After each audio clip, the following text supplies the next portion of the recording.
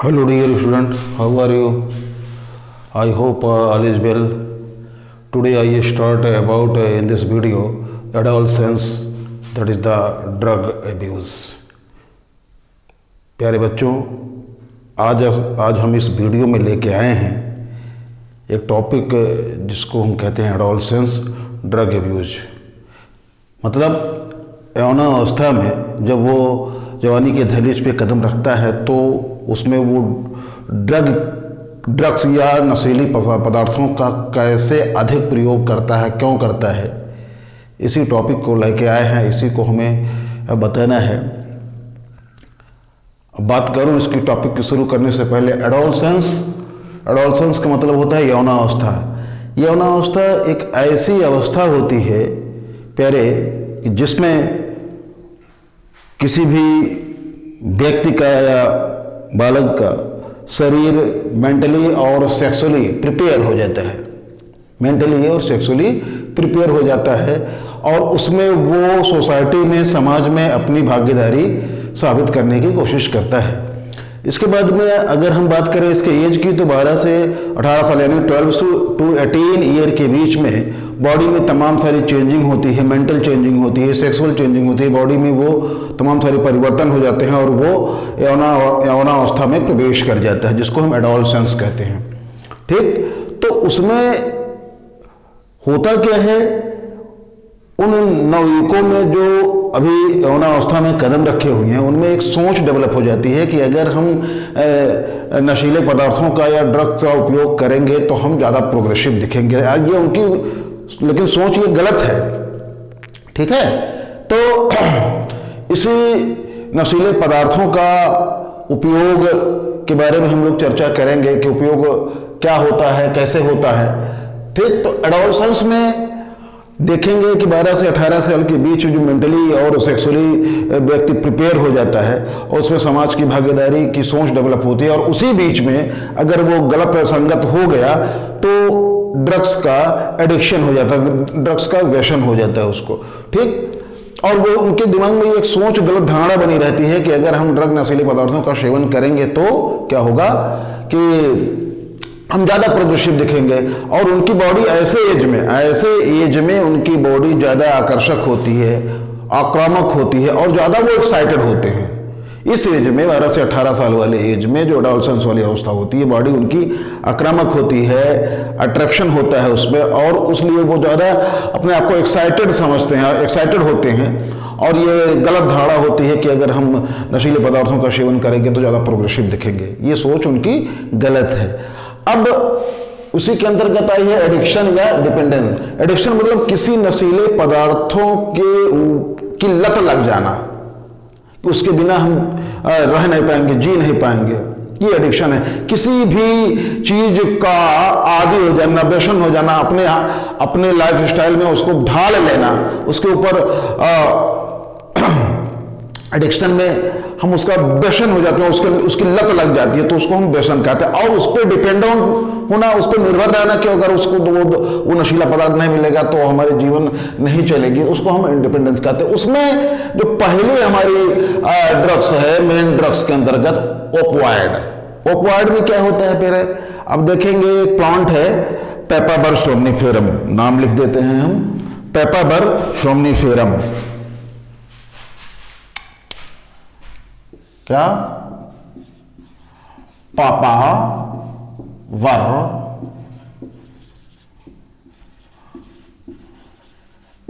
सोमनिफेरम, ये प्लांट का नाम है जिसको हम कॉमन लैंग्वेज में अफीम कहते हैं। ओपियम इसका इंग्लिश वर्ड है, नाम ओपियम, हिंदी में अफीम कहते हैं, साइंटिफिक नेम है पापावर सोमनिफेरम और उसकी जो फैमिली है पापावरेशी। क्या? पापावरेशी। ये पापावरेशी क्या है? फैमिली है, इसके अंतर्गत आने वाला जो प्लांट है पेपावर सोमनिफेरम, उसके फ्रूट से निकाले जाने अधपके फलों से निकाले जाने वाला एक एक्सक्रीटरी मटेरियल जिसको हम क्या कहते हैं, दूधिया मटेरियल होता है, जिसका नाम है क्या यार, लेटेक्स। वो लेटेक्स जो एक्सक्रीटरी मटेरियल होता है पेपिबर सोमनीफेरम के प्लांट से अनराइप या पूरी तरीके से ना पके हुए, हम कहते हैं अध पके हुए फलों से निकाले जाने वाला दूधिया पदार्थ, जिसको कॉमन लैंग्वेज में क्या कहते हैं हम, हीरोइन या स्मैक। ठीक, करता क्या है यार, ये करता है प्यारे आपके सेंट्रल नर्वस सिस्टम, आपके सेंट्रल नर्वस सिस्टम और गैस्ट्रोइंटेस्टाइनल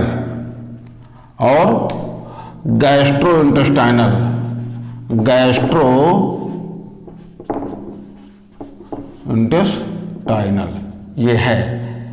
थोड़ा पिक्चर की क्वालिटी बढ़ाएंगे तो वो क्लियर दिखेगा। उसे मैं बोल रहा हूं कि ये ओपियाइड यानी पेपिबर सोमनीफेरम से निकाले जाने वाला उसके अधपके फलों से जो लेटेक्स दूधिया मटेरियल निकाला जाता है, वो आपके सेंट्रल नर्वस सिस्टम को और आपके गैस्ट्रोइंटेस्टाइनल सिस्टम को प्रभावित करता है। होता क्या है, इसकी फिजिकल प्रॉपर्टी हम देख लेते हैं। फिजिकल प्रॉपर्टी ये व्हाइट कलर का होता है। कैसा होता है, व्हाइट कलर का होता है। ठीक, और ऑर्डरलेस, गंधहीन और क्रिस्टलाइन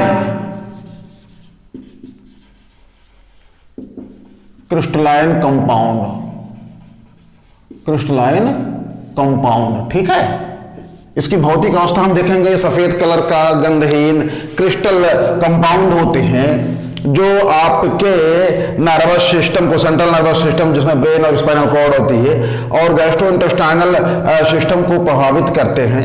ठीक, व्हाइट कलर का गंधहीन क्रिस्टल कंपाउंड होता है। इसका साइंटिफिक जो नेम है यार, डाईएथिल मॉर्फिन यहां हमने लिखा है, और कंप्लीट नाम होता है उसका डाईएथिल मॉर्फिन हाइड्रोक्लोराइड। ये साइंटिफिक केमिकल नेम है जिसको हम ब्राउन शुगर या स्मैक के नाम से जानते हैं। ये उसकी स्ट्रक्चर है। और ये जो मॉर्फिन है, खाली ये मॉर्फिन की अलग स्ट्रक्चर है। पेपिबर सोमनीफेरम से निकाली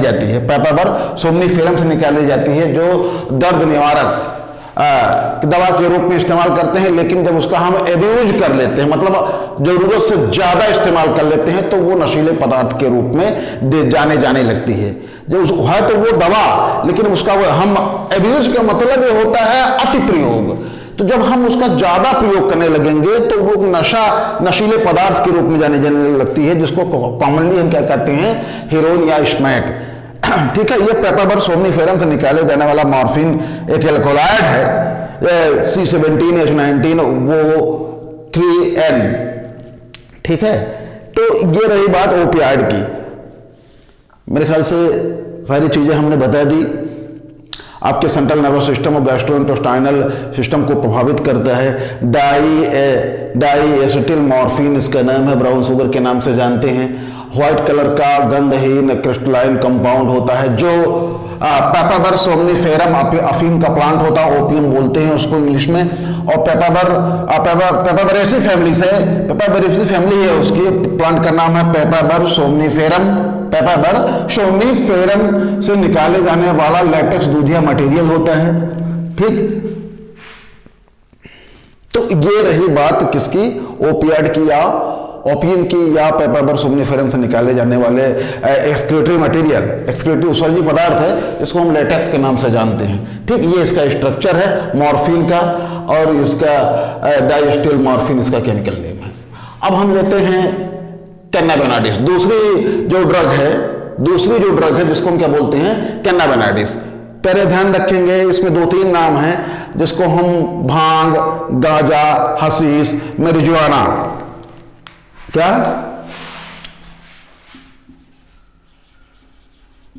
marijuana, हशीश,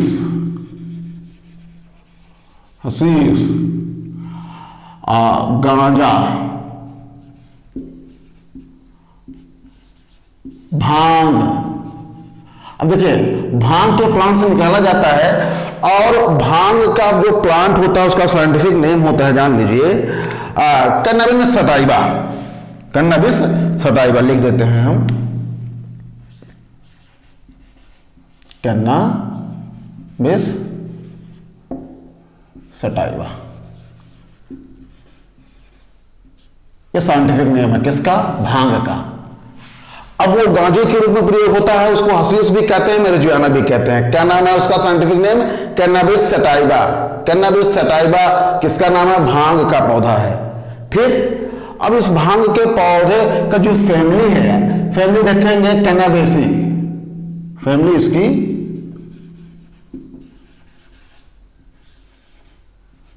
कैनाबेसी।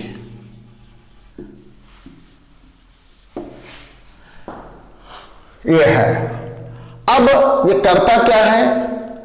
आपकी जो ब्लड वेस्कुलर सिस्टम होती है, जो ब्लड वेस्कुलर सिस्टम होती है,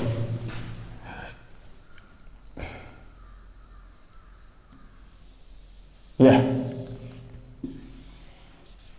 ब्लड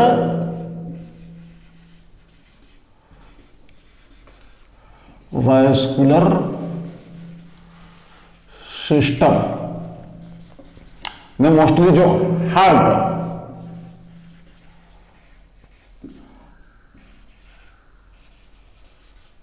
रिलेटेड, हार्ट को प्रभावित करती है।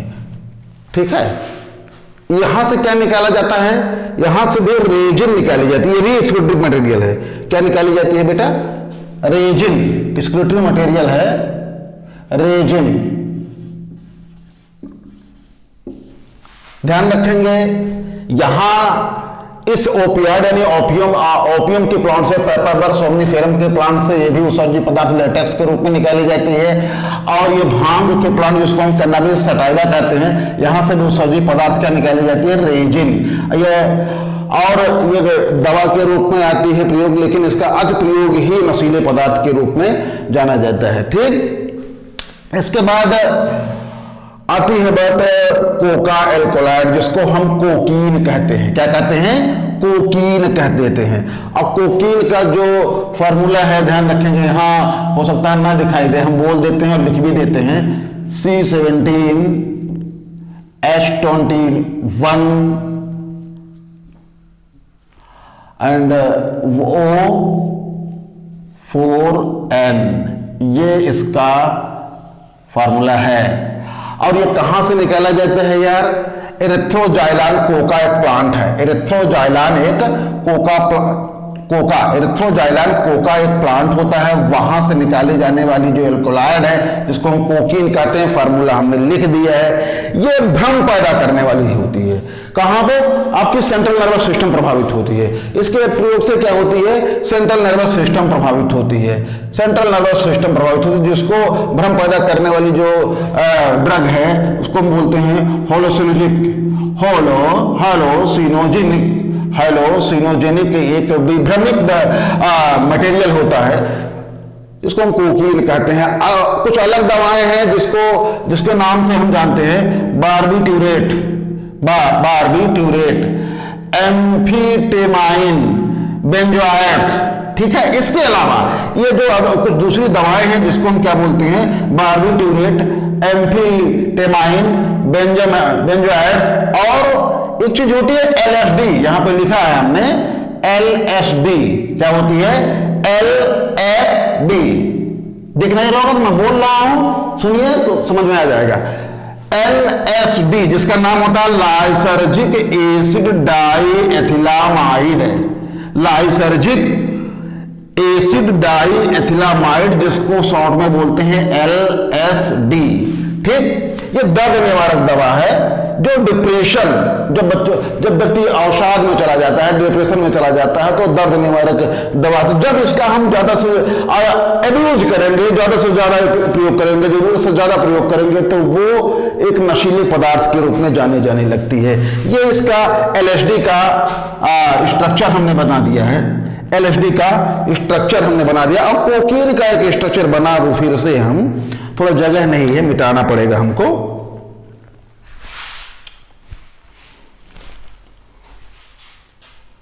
इतनी चीजें तो क्लियर हुई होंगी। ओपियाड जो अफीम के पौधे से निकाली जाती है। बात चीज समझ में आई होगी। वीडियो को लाइक कर दीजिए,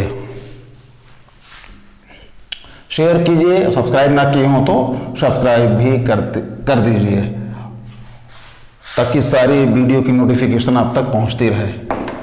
इंपॉर्टेंट है, प्यारे, आता है एग्जामिनेशन में। और ये सारे कोर्स, ये सारी चीजें जो ड्रग एडिक्शन के बारे में ये बता रहा है, ये आप ही लोगों के लिए है, क्योंकि आप लोगों की जो एज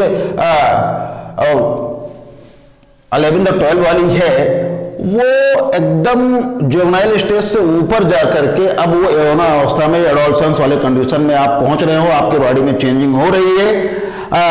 तो एनसीईआरटी ने इसी को लॉन्च किया है कि आप पढ़ें और अपने व्यवहारिक जिंदगी में इसको उतारें और इसका एब्यूज ना बने, इसके एडिक्ट ना हो, इसके एडिक्ट ना हो। पहले हम बना देते हैं कोकीन की स्ट्रक्चर।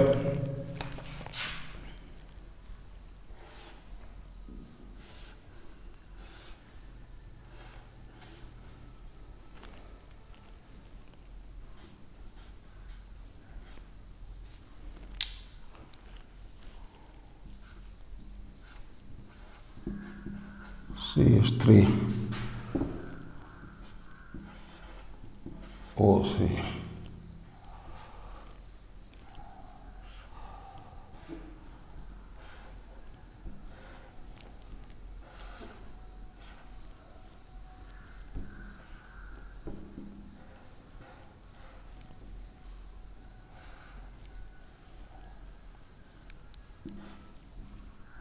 डबल बॉन्ड ओ रहेगा यहाँ पे, यहाँ C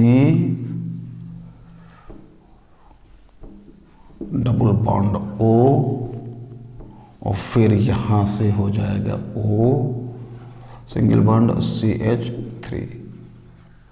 ये हो गई बात किसकी? कोकीन की। हम नाम लिख देते हैं, कोकीन की स्ट्रक्चर है ये, कोकीन।